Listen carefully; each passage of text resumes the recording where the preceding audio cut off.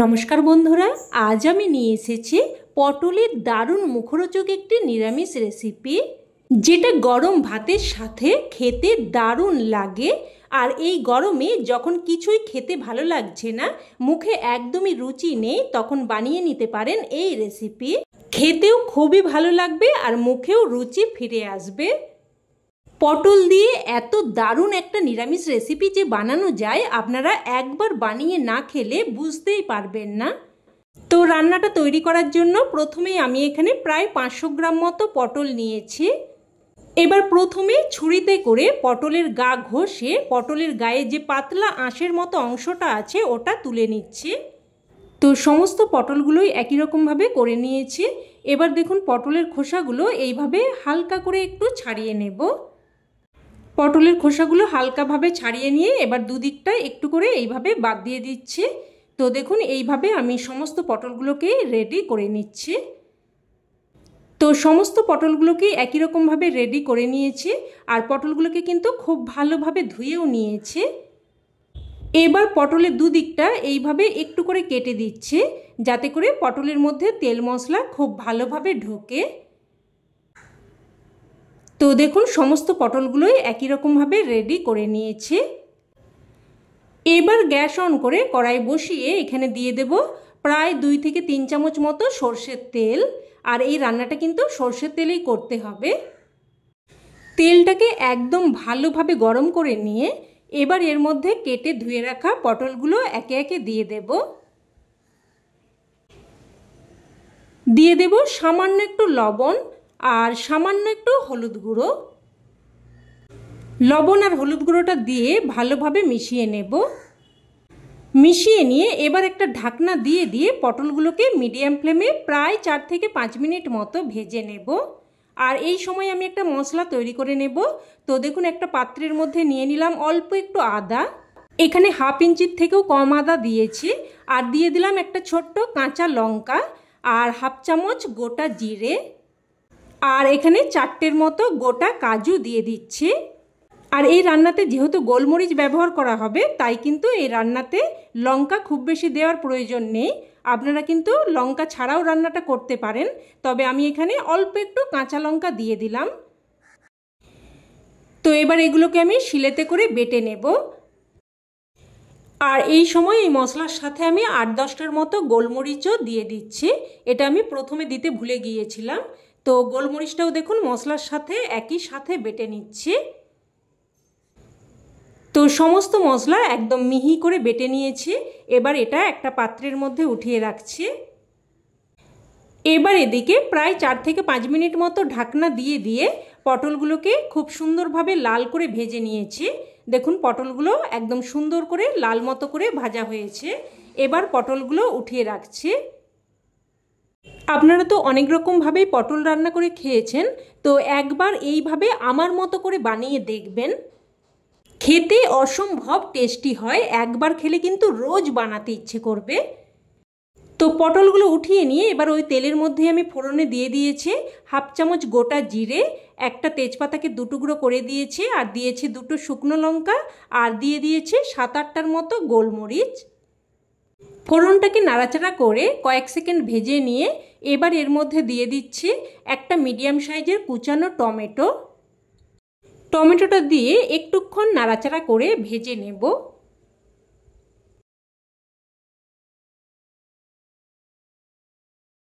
ভেজে নিয়ে এবার এর মধ্যে বেটে রাখা মশলা দিয়ে দিলাম। মশলার বাটি ধুয়ে অল্প একটু জলও দিয়ে দিলাম। 1/2 চামচ হলুদ গুঁড়ো, 1/2 চামচ কাশ্মীরি লঙ্কার গুঁড়ো, আর দিয়ে দিলাম স্বাদ অনুযায়ী লবণ।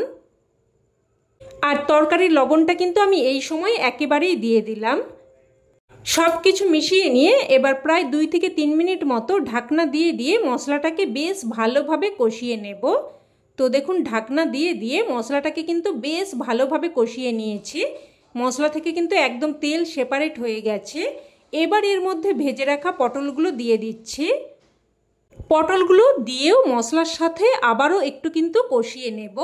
যে কোনো রান্না যতই ভালোভাবে কষাবেন, রান্নার স্বাদ ও রং ততই কিন্তু ভালো হবে। তো দেখুন বেশ ভালোভাবে কষিয়ে নিয়েছি। এবার এখানে দিয়ে দিচ্ছি 1 বাটি মতো গরম জল। জলটা দিয়ে আবারও ভালোভাবে মিশিয়ে নেব। আর রান্নাতে কিন্তু অবশ্যই গরম জলই দেওয়ার চেষ্টা করবেন, তাতে রান্নার স্বাদ বজায় থাকবে। তো এবার একটা ঢাকনা দিয়ে মিডিয়াম ফ্লেমে প্রায় 4 থেকে 5 মিনিট মতো রান্না করে নেব। আর এই সময় একটা স্পেশাল মশলা তৈরি করে নেব। তো অন্যদিকের গ্যাস ওভেনে প্রায় 20-22টার মতো গোলমরিচ দিয়ে দিলাম।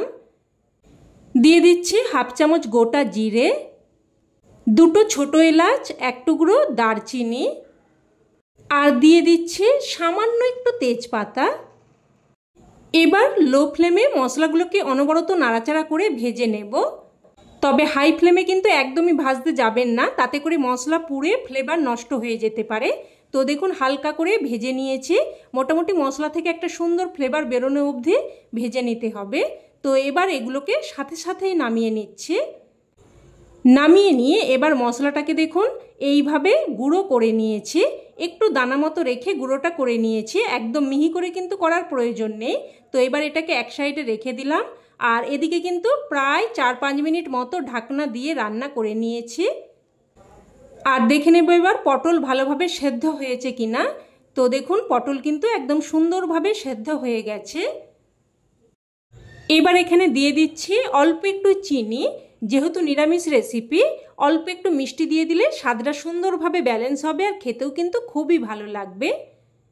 তো চিনিটা দিয়ে ভালোভাবে মিশিয়ে নিলাম। এবার এখানে ভেজে গুঁড়ো করে রাখা মশলা দিয়ে দিচ্ছি। আর এই মশলাই কিন্তু এই রান্নার স্বাদে একদম অন্য মাত্রা এনে দেবে। আর বন্ধুরা আপনারা রান্নাতে যেমন ঝাল খেতে চাইবেন সেই অনুযায়ী কিন্তু গোলমরিচটা দিয়ে দেবেন। মোটামুটি এই রান্নাতে কিন্তু খুব বেশি লঙ্কার ব্যবহার হবে না, রান্নার ঝালটা কিন্তু গোলমরিচ দিয়েই হবে। দারুণ মুখরোচক ঝালঝাল পটলের একটি রেসিপি, অবশ্যই কিন্তু এইভাবে একবার বানানোর অনুরোধ রইল আপনাদের কাছে। তো ভাজা মশলাটা দিয়ে মিশিয়ে নিয়ে আবারও 2 মিনিট মতো ফুটিয়ে নিয়ে তারপর এখানে সবশেষে আমি দিয়ে দিলাম হাফ চামচ মতো ঘি। এবার ঘিটা দিয়ে ভালোভাবে মিশিয়ে নেব। ভালোভাবে মিশিয়ে নিয়ে এবার গ্যাসের ফ্লেম বন্ধ করে একটা ঢাকনা দিয়ে স্ট্যান্ডিং টাইমে রেখে দিলেই রান্না কিন্তু একদম তৈরি।